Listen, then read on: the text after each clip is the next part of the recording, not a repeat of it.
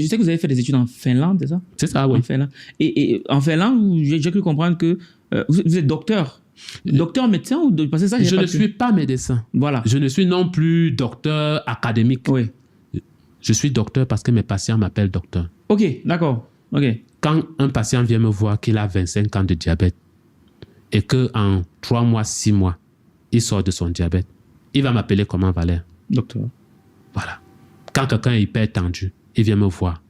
Toute la famille se réunit, fait un conclave pour dire que vraiment le père prend trop les médicaments. Regardez son panier de médicaments depuis 15 ans.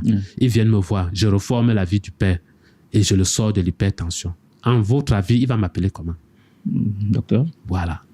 Pourtant, il a été suivi pendant 25 ans par des docteurs de rang magistral, par des professeurs et autres ben voilà.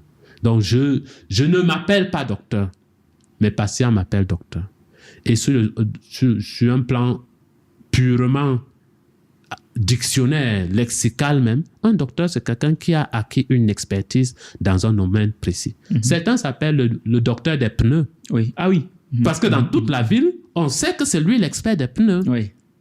Donc, ce n'est pas une expression, ce n'est pas un abus de titre, comme certains me le prêtent. Et je ne discute pas les titres. Je suis factuel et je voudrais qu'on me juge sur les faits, pas sur mon nom. D'ailleurs, mon nom, Paulin Jacques Mitterrand Zobel, je ne l'ai pas choisi. Je peux décider de m'appeler autrement. Laissons les étiquettes à côté, parlons terre à terre. Puissant.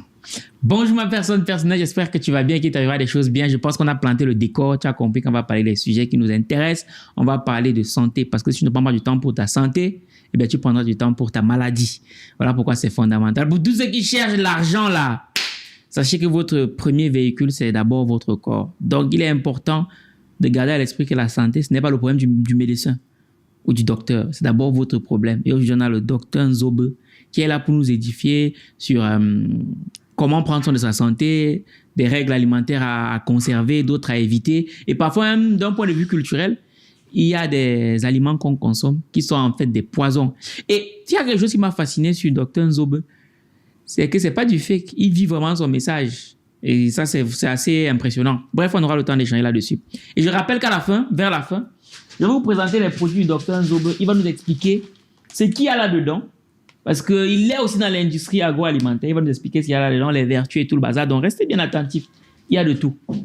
Au-delà de ça, je tiens à rappeler que la 4e édition du Week-end de l'écrivain au Cameroun arrive très bientôt. Donc, on reste connectés. On va mettre les petits plats dans les grands.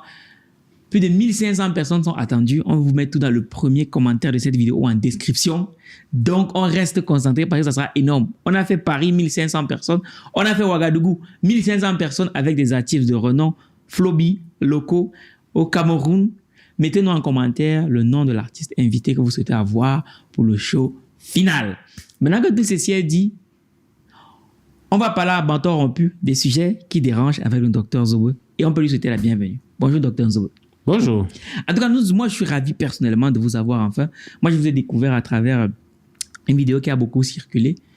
Et je pense que vous savez laquelle. Là où vous dites, là, quand même, vous avez mis toute une génération à terre, quoi.